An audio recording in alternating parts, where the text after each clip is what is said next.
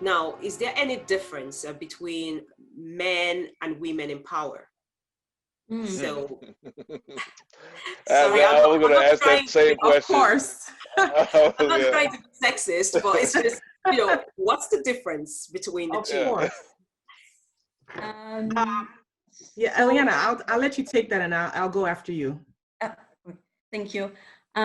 So in terms of the differences between men and women in power, I would like to think about them in three different spaces. So we can talk about the household, we can talk about in business, and we can talk about in politics. Now, several studies have shown that when women are the head of the household in low income settings and low income countries, that the children stay in school for longer, the distribution of food is more equitable, and the family as a whole has better health and education outcomes. Now, that is just, it's been proven by many, many studies. Now, if we talk about women in business, in terms of the core leadership skills, actually, we do not find huge differences between women and men. So women and men, they have the same capacity for leadership. However, women are less confident than men. 37% of all women will say that they don't feel as prepared or ready to take on leadership positions compared to only 30% of the men, even though they are equally capable of doing a good job. And then in politics, what we see is that men and women, they value, it can be said that men and women value different things when it comes to politics and qualities to have in politics. So actually, women value more being honest and ethical, being transparent. Women, I forgot to add this. In terms of being leaders in the household, women will actually invest more than men in durable goods linked to hygiene, sanitation, etc. So women will invest more in buying, for example, kitchen appliances, washing machine for the home. But so these are things that benefit the whole family. And I think that in a way, when it comes to the management of the finances, it also has, when it comes to the management of finances, we can also see that women are generally better at making those investments for the long-term reward. So these are some of the differences between women and men in different leadership spaces. And I'm definitely looking forward to hearing what Dr. Neka also has to say about this subject, which is really fascinating. Liana, I think really you've covered it. Women and men is there a difference between men and women empowered? Most definitely.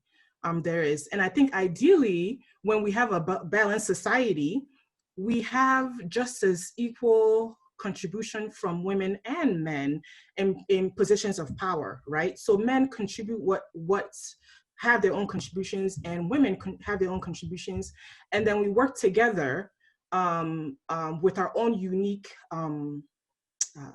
strengths to create a society that's balanced, right? I think and I keep going back to NSARS again, maybe because I'm from Nigeria, and of course that's really been trending recently. But women have really found their voice in this movement. If you look back, one of the most recent protests was the one that took place in Anambra State. It was led by a lot of Igbo celebrities, and the woman on their t-shirts was Aisha Yusufu. If you guys know, her picture went viral because she's the lady who had her mask on, she had her hijab on, and she stood with her fist in the air.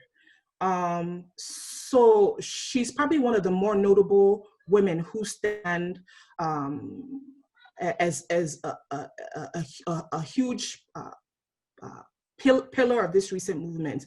But there are also other women.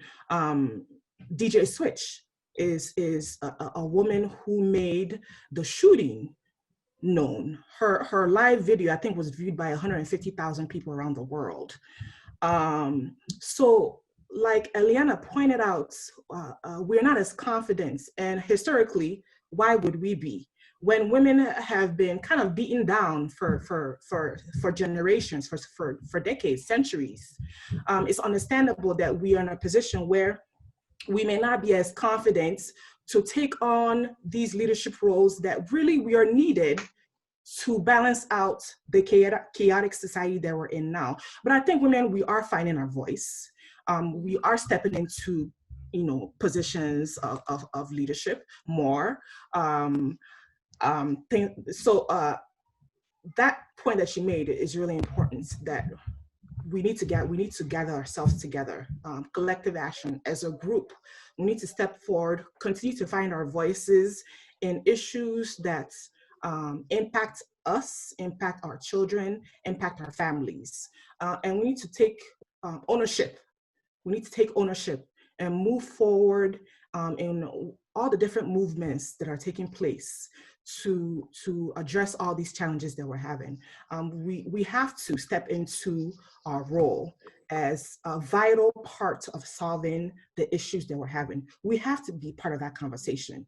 We are required in order for that, for the solution to not only be created, but to be implemented and to consistently be continue on generations to come. So we're a vital part of the conversation.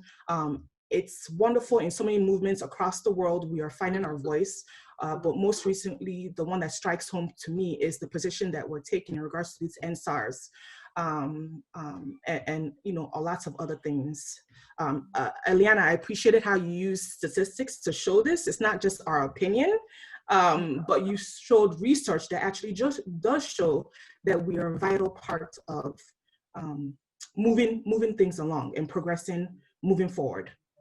Yeah, thank you. I think this actually brings to mind the whole concept of glass ceiling, glass cliff. I'm sure a lot of us are conversant with that.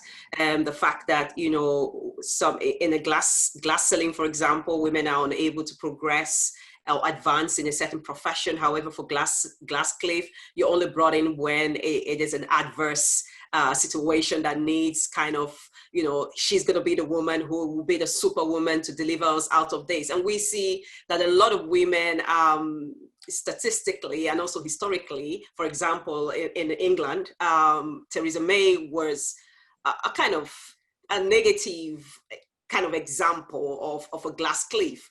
But again, that's as a result of a lot of factors, not necessarily because she was a bad leader. Dr. Easterling, you're the only man on the panel. So do you have any contrary opinion, or do you have any view about all of this?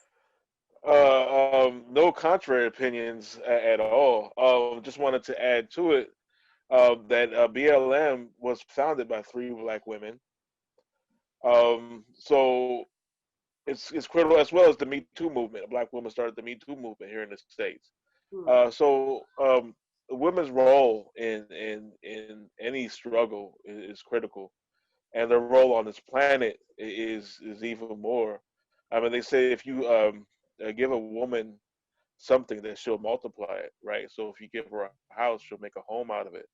If you give her love, she'll make a family out of it.